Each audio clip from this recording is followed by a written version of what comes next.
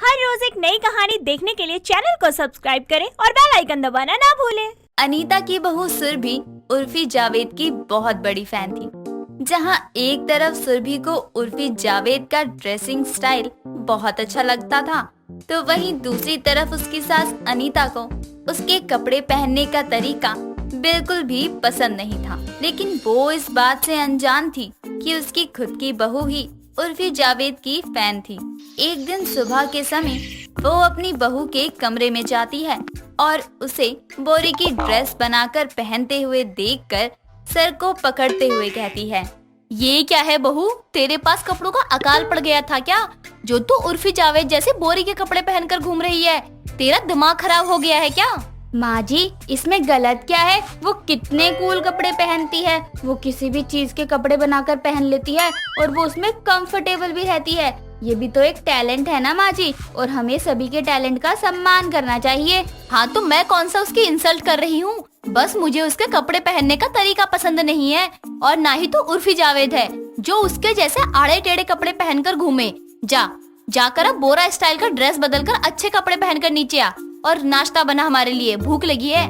माँ जी, मैं आपकी तरह ओल्ड फैशन नहीं हूँ। मुझे तो उर्फी जावेद का ड्रेसिंग स्टाइल बहुत पसंद है, तभी तो मैंने ये बोरे वाली ड्रेस बनाकर पहनी है। बताइए ना कैसी लग रही हूँ?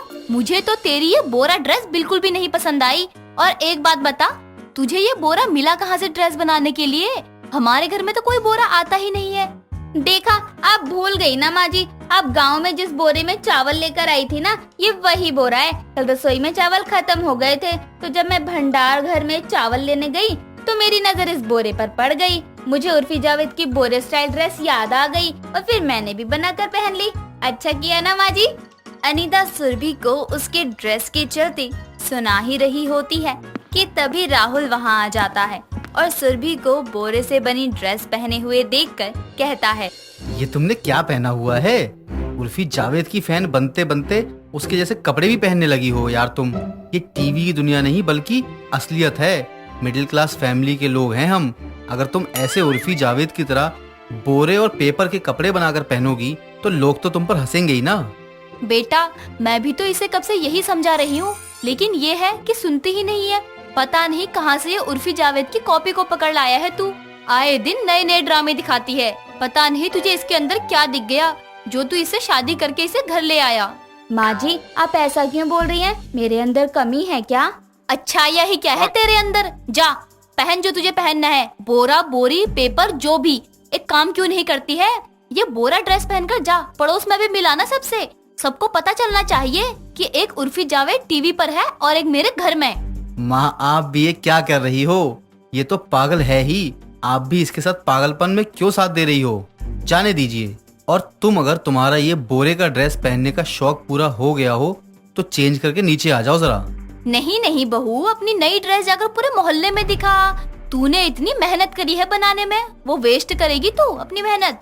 अनीता इतना कहकर अपने बेटे राहुल को लेकर चली जाती है और सुरभि अपनी सास की बात का बिना सही मतलब जाने वही ड्रेस पहनकर पड़ोस में निकल पड़ती है, जहां सभी लोग उसे बोरे से बनी ड्रेस को पहने हुए देखकर उस पर जोर जोर से हंसने लगते हैं। तभी उसकी पड़ोसन कविता हंसते हुए सभी पड़ोसियों को लेकर अनीता के घर जाती है और उसे बुलाकर कहती है, अनीता, अगर तेरे घर में इतनी कंगाली आ गई थी तो तू अपनी बहू को ठीक से कपड़े भी नहीं पहना सके, तब मुझे बता दिया होता।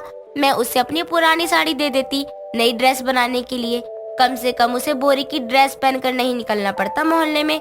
ये भी उर्फी जावेद से कम नहीं लग रही है। हाँ तो आंटी जी, मैं उसकी ड्रेस की बहुत बड़ी फैन हूँ। मुझे उसकी सारी ड्रेस अच्छी लगती है, इसलिए मैंने भी उसकी तरह ड्रेस बनाकर पहनने की कोशिश की है बस। और रही बात मोहल्ले में जाने की, तो माँ जी ने ही मुझे कहा है कि मैं ये ड्रेस आप सभी लोगों को दिखाऊं। अगर उनको कोई परेशानी नहीं है तो आपको भी नहीं होनी चाहिए। हाँ, ये बात तो सही है। तब तो माफ करना बहू, हमें नहीं पता था कि तेरी सास भी तेरी तरह इतनी मॉडर्न है। अच्छी बात है, तब तो तू आराम से और भी नई नई ड्रेस बना और हमें पहन कर दिखा। कम से कम असली उर्फी जावेद को ना सही, उसकी जैसी किसी को तो देख कर ही हम खुश हो जाएंगे। चुप करो तुम सब। अगर तुम सबका मजाक उड़ाना हो गया हो तो अपने घर जा सकते हो। और बहू, तू मैंने तुझे गुस्से में ताना मारते हुए बोला था, ना कि सच में। ये ड्रेस पहनकर मोहल्ले में जाकर मेरी इज्जत का फलूदा बना दे। अनीता की बात सुनकर उसके सभी पड़ोसी हंसते हुए वहाँ से चले जाते हैं। जिसके बाद अनीता अपनी बहू को बहुत सुनाती है और गुस्से में वहाँ से चली जाती है। लेकिन सुरभि पर अपनी सास की बातों का कोई असर नहीं होता। समय बीतता है। तभी एक रोज राहुल अपने दोस्त के साथ हॉल में बैठा बातें कर रहा होता है। तभी सुरभि वहाँ अपनी शादी की सभी फोटोज की ड्रेस बनाकर उसे पहनकर सबके सामने आती। तभी राहुल का दोस्त संजय उसे देखकर कहता है, ओह माय गॉड भाभी जी, एकदम उर्फी जावेद की बहन लग रही हो आप तो। ये ड्रेस तो आपने उसकी फोटो एल्बम की ड्रेस से कॉपी किया है ना। मैंने टीवी पर उसे ऐसे फोटोज की ड्रेस बनाकर पहने हुए देखा है। सच में आप तो बहुत अच्छी लग रही हैं। चुप कर तू। और तुम, दिन पर दिन तुम्हारा दिमाग कुछ ज्यादा ही खराब होता जा रहा है। मैं तुम्हें कुछ कह नहीं रहा हूँ, इसका मतलब ये नहीं है कि मुझे ये सब बहुत अच्छा लग रहा है।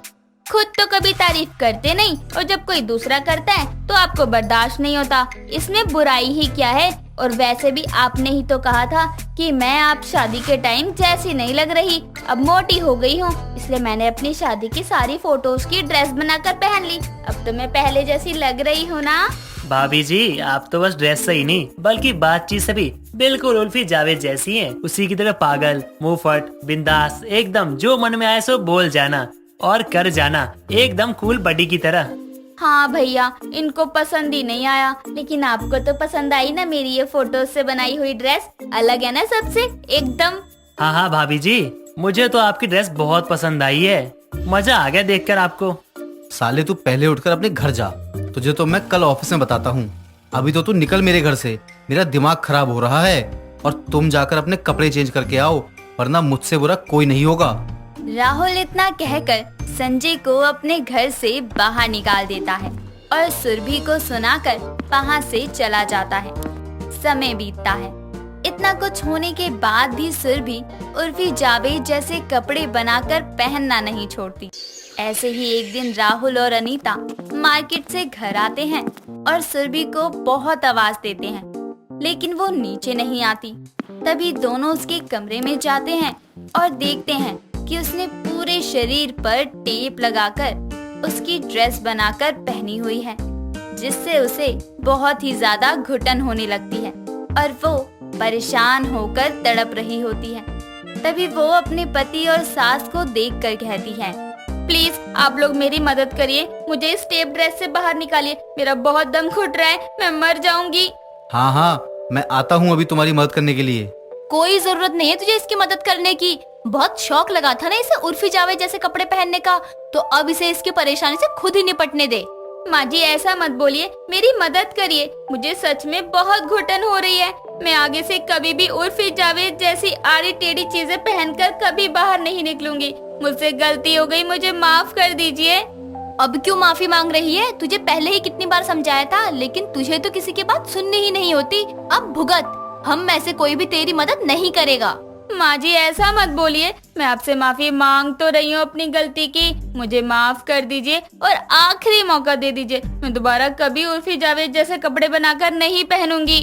अपनी बहू को तकलीफ में और अपनी गलती का पछतावा करते हुए देखकर अनीता उसे माफ कर देती है और एक मौका देने के लिए तैयार हो जाती है। जिसके बाद सुरभि फिर कभी उर्फी जावेद जैसे कपड़े नहीं पहनती।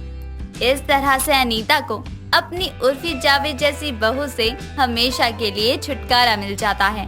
दोस्तों अगर आपको ये कहानी पसंद आई तो इसे लाइक करें, शेयर करें और कमेंट करके बताएं कि कहानी में आपको सबसे अच्छा क्या लगा।